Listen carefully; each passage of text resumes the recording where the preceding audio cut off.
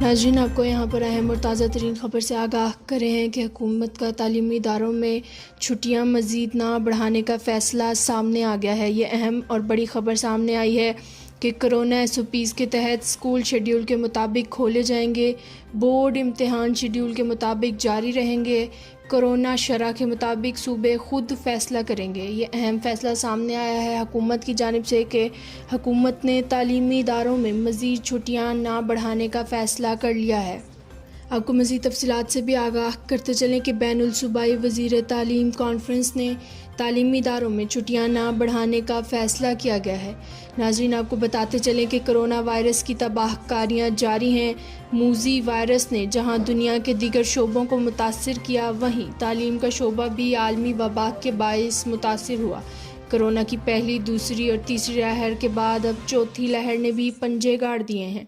खदशा जाहिर किया जा रहा है कि इस चौथी लहर के बाइस बच्चों के मुतासिर होने का भी ज़्यादा इम्कान है। इस हवाले से पंजाब के तालीमी इदारे मज़ीद 1 माह तक बंद रखने की तजवीज़ आई थी, जो कि मुस्तरद कर दी गई है।